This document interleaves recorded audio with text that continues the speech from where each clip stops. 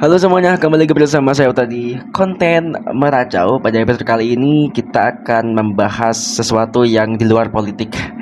Karena capek banget guys, bahas politik tuh capek banget. Apalagi yang dibahas ya itu aja gitu ya. Ntar ada deh, kalau misalnya ada berita politik yang lagi hangat dan lagi hot-hotnya nih kita akan bahas lagi. Aku kepingin bahas lagi gitu. Tapi sekarang di malam ini aku ingin meracau aja kali ya. Ada sesuatu yang ingin aku sampaikan dan mungkin menjadi keresahan juga untuk waktu yang sangat lama tentang, oh ya, sebelumnya keresahan ini timbul ketika banyak sekali di media sosial, di TikTok, di Instagram, atau mungkin di media sosial lain yang banyak sekali video-video tentang orang yang cari kerja atau ngelamar kerja gitu. Mungkin teman-teman yang benar-benar ngecek medsos gitu ya, ada beberapa video yang menampilkan para pencari kerja ini ngantri untuk walk-in interview. Ada juga para pencari kerja yang ngantri untuk masuk ke job fair. Ada juga para pencari kerja yang ngantri di depan pabrik gitu ya, dengan seragam putih hitam dengan amplop coklat yang mereka bawa gitu. Bahkan ada juga beberapa konten creator yang memang konten-kontennya tuh isinya adalah betapa susahnya mencari kerja di zaman sekarang gitu. Itu yang kemudian membuat aku kepikiran untuk kayak dan juga mempertanyakan gitu ya, emang susah ya untuk cari kerja di zaman sekarang gitu ya. Beberapa hal yang perlu diperhatikan, kenapa kemudian mungkin teman-teman yang nonton ini juga sekarang lagi nyari kerja gitu ya. Aku sangat respect, semangat aja buat kalian semua. Cuma menurutku ada beberapa hal yang harus diperhatikan sebelum kalian mencari kerja. Yang pertama adalah kalian harus tahu daerah tempat di mana kalian tinggal gitu. Karena apa? Karena penting sekali teman-teman untuk mengetahui industri apa atau seberapa besar dan banyaknya peluang lowongan kerja yang ada di tempat daerah kalian tinggal. Karena kalau bicara soal jumlah loker ya, aku pikir loker itu udah banyak banget kok. Maksudnya dari kota maupun ke daerah juga udah banyak gitu. Cuma yang membedakan adalah tentang mungkin besaran gaji yang diterima, atau mungkin juga bisa dari loker yang tersedia tidak sesuai dengan jurusan waktu kalian di SMK atau waktu kuliah, atau mungkin loker yang tersedia tidak sesuai dengan passion kalian gitu ya. Ada beberapa hal yang memang mendasari kenapa kalian mungkin susah banget untuk cari kerja gitu ya. Kita bahas satu-satu aja deh. Yang pertama adalah soal gaji. Bener, ini adalah masalah utama sebenarnya. Aku pun juga gitu. Aku pun juga merasakan bagaimana gajiku yang sekarang nih masih ya gitu-gitu aja gitu, gak pernah ngepas UMK juga gitu. Tapi apakah dinikmati dan disyukuri? Ya harusnya disyukuri karena udah bekerja gitu ya. Meskipun tetap ada kegelisahan, cuma ya udahlah, sambil jalan sambil cari mungkin penghasilan di yang lain gitu ya. Gaji ini menjadi masalah utama kok. Memang banyak teman-temanku juga yang resign karena masalah gaji. Gajinya nggak cukup untuk memenuhi kebutuhan sehari-hari, apalagi gaji-gaji yang di bawah UMK, di bawah UMR, bahkan menyentuh setengahnya aja gak nyentuh gitu ya. Itu miris banget memang. Banyak juga alasan teman-teman kemudian tidak serak gitu, padahal udah dipanggil interview tapi udah, aduh, ketika ditawarin gajinya sekian pada akhirnya batal. Ya udah deh, akhirnya nggak kerja gitu ya. Gaji ini memang menjadi masalah utama, baik itu mau mencari pekerjaan maupun memutuskan untuk resign di suatu perusahaan. Gaji ini yang utama, memang seperti itu. Kemudian adalah loker yang tersedia tidak sesuai dengan jurusan kalian di SMK atau waktu kuliah. Ini juga menjadi masalah yang sering sekali muncul teman-teman. Karena gini, karena sebenarnya kalau kita bahas SMK ya, SMK kan memang lulusan SMK memang ditargetkan untuk mempunyai skill sehingga kemudian ketika mereka tidak kuliah mereka sudah siap bekerja. Jadi di SMK itu sebenarnya kalau kita mencari loker-loker sekelas SMK ya, aku pikir banyak banget teman-teman. Aku pikir banyak banget di perusahaan manapun. Karena di SMK pun jurusannya kan juga sangat umum ya. Misalnya seperti teknik otomotif, teknik elektro gitu ya, teknik listrik. Kemudian ada tata busana gitu, ada rekayasa perangkat lunak. Dan itu adalah jurusan-jurusan umum yang mana aku pikir loker yang tersedia bahkan di daerah sekalipun itu banyak. Jadi sebenarnya alasan tidak sesuai dengan jurusan waktu SMK, aku pikir ada agak sedikit gak masuk akal ya, karena jurusannya banyak, jurusannya umum dan loker yang tersedia banyak sekali. Tinggal teman-teman mau apa enggaknya untuk bekerja gitu aja kali. Kemudian untuk masalah tidak sesuai dengan jurusan waktu kuliah, ini juga aduh gimana ya, Kalau memang teman-teman ingin cari kerja sesuai dengan jurusan kuliah teman-teman, sebenarnya bibitnya itu dimulai dari waktu teman-teman magang di kuliah sebenarnya. Karena kan magang di kuliah itu kan magang sesuai dengan fakultas kan, sesuai dengan jurusan kalian waktu di kuliah kan. Harusnya kalian memanfaatkan itu baik-baik tuh. Jangan ya mungkin main sesekali, tapi prioritaskan ketika magang adalah mencari pengalaman dan mungkin mencari kepercayaan. Sehingga ketika nanti setelah magang, orang-orang di perusahaan yang tempat kalian magang tuh akan nyari kalian gitu. Bagaimana cara membangun kepercayaan dari pengalaman magang itu kepada perusahaan gitu. Sebenarnya dari situ tuh bibitnya tuh tanamnya dari magang atau mungkin dari KKN gitu ya, untuk mencari pengalaman. Atau mungkin waktu kuliah teman-teman aktif di organisasi, linknya banyak gitu. Itu sebenarnya dari situ tuh sebenarnya.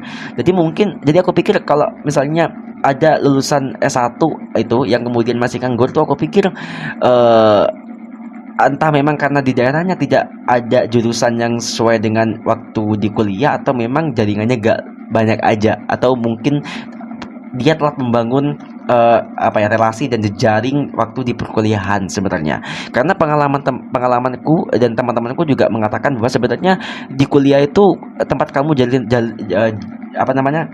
relasi gitu ya sebanyak-banyaknya kalau bisa. Karena apa? Karena nanti setelah lulus kuliah itu berguna banget buat kamu dapat kerja gitu. Katanya temanku seperti itu. Jadi kalau misalnya kalian ini juga solusi lagi. Kalau misalnya kalian kepingin bekerja sesuai dengan jurusan kalian waktu kuliah, sedangkan di daerah kalian tidak ada jurusan seperti itu, tidak ada pekerjaan dengan jurusan yang kalian inginkan, maka solusinya adalah keluar kota. Itu pun kalau mau keluar kota, merantau, cari pekerjaan di kota-kota besar gitu yang jurusannya sesuai dengan waktu teman-teman kuliah gitu. Tapi kalau misalnya bagi teman-teman yang nggak mau keluar kota, nggak mau merantau, tapi udah tahu bahwa industri atau pekerjaan atau loker di daerah kalian tidak ada yang sesuai dengan jurusan teman-teman kuliah, ya kalian harus menerima itu gitu loh. Jadi kalian harus bisa beradaptasi dan mencoba hal-hal baru di luar dari jurusan waktu teman-teman kuliah, seperti itu. Ya, kemudian tidak sesuai dengan passion. Ada lagi yang ngomong kayak gitu tuh. Aku milih-milih banget nih, picky banget cari kerjaan. Kenapa? Karena aduh gak sesuai passion bro. Pekerjaanku, aku kepinginnya kayak gini, nyamannya kayak gini, tapi ketersediaan loker di daerahku kayak gini gitu. Itu juga salah sebenarnya. Karena passion itu apa ya? Aduh, ini nanti agak kalau ngomong passion tuh gak akan ada habisnya ya, karena memang sangat subjektif sekali gitu. Cuma aku sarankan nih bagi teman-teman yang masih mencari pekerjaan, masih ngalor ngidul cari perusahaan, bawa CV kemana-mana, mending jangan pikirannya tuh jangan cari pekerjaan sesuai dengan passion gitu ya. Apa yang ada di daerah kalian itu ya udah nikmati aja dulu gitu. Apalagi ini untuk pertama kalinya mungkin teman-teman kerja gitu, cari pengalaman dulu aja, mungkin selama setahun 2 tahun. Kemudian kalau udah pengalamannya tumbuh, udah oke nih, mungkin teman-teman bisa cari pekerjaan yang lain. Intinya jangan cari ya, sesuai dengan apa yang teman-teman inginkan dulu deh gitu, karena tentunya tidak semua perusahaan itu ekspektasinya sesuai dengan teman-teman gitu. Karena ya perusahaan pasti random aja gitu ya. Jadi kalau misalnya teman-teman masih memperhatikan ketiga faktor tadi ya, soal gaji, soal tidak sesuai dengan jurusan waktu SMK atau kuliah, tidak sesuai dengan passion kalian gitu, mungkin kalian merasa gak nyaman, atau mungkin kalian merasa tertekan kalau bekerja di bidang ini dan itu ya, kalau misalnya kalian masih memperhatikan hal itu, tentu akan sangat sulit sekali untuk bekerja teman-teman, sangat sulit sekali untuk cari kerja. Padahal aku yakin ketersediaan loker di Indonesia itu udah banyak banget, cuma tinggal kalian aja yang mau apa enggak. Picky dalam urusan cari kerja tuh juga menjadi masalah sebenarnya gitu, kecuali kalau kalian memang mampu dan mau cari pekerjaan di luar kota, atau mungkin bahkan di luar negeri, atau mungkin bahkan kalian pede dengan kemampuan kalian, kemudian kalian terapkan skill itu di tempat pekerjaan yang kalian inginkan, boleh-boleh aja kalau misalnya picky. Tapi kalau teman-teman apalagi udah fucked up gitu ya, cari pekerjaan susah, ngalor ngidul juga gak ketemu, kemudian aku nih udah dituntut untuk cari kerjaan sama orang tua gitu ya, ya kalian jangan picky dalam cari kerja. Kalian harus adaptasi terhadap daerah kalian, terhadap industri yang ada di daerah kalian. Kalau misalnya kalian gak mau merantau, kalian harus adaptasi di situ. Itu jalan satu-satunya dan jalan yang paling terbaik yang bisa kalian lakukan untuk cepat cari kerja gitu. Karena memang kata ya aku juga menyadari itu ya. Kalau misalnya kalian pilih-pilih kerja, kalian nggak akan kerja gitu, nggak akan bisa kerja karena kalian pilih-pilih gitu. Padahal loker ada nih gitu, ya gak akan bisa kerja nih kalian gitu. Karena gimana dong, perusahaan juga nolak orang buat gabung juga mah mudah sekarang gitu, apalagi PHK juga di mana-mana ya after Covid gitu, katakan kayak gitu. Jadi kalau udah tahu kenyataannya bahwa perusahaan gampang ngekick orang, gampang ngeluarin orang, kenapa kalian juga menyusahkan diri untuk masuk ke perusahaan yang kalian inginkan gitu? Mending jalani dulu aja. eh Apapun yang tersedia pekerjaannya, apapun nominal gaji yang diterima, dan apapun eh perusahaan yang mungkin tidak selera dengan tidak sesuai dengan jurusan, atau mungkin tidak sesuai dengan passion kalian, kalian terima aja dulu deh. Seenggaknya bagi yang belum punya pengalaman kerja, untuk cari pengalaman dulu, untuk nikmati dulu kerjanya tuh gimana, suasana kerja gimana, kemudian dapat gaji pertama tuh gimana gitu, seseneng gitu. Aku dulu punya pengalaman ya, karena pertama kali bekerja gitu, kemudian ingin ngerasain gaji pertama tuh kayak apa sih. Untuk aku yang waktu itu eh, nganggur tuh lumayan lama, setahun, gila bangsat. Nganggur setahun kemudian cari kerja gitu ya, dan dapat gaji pertama gitu ya.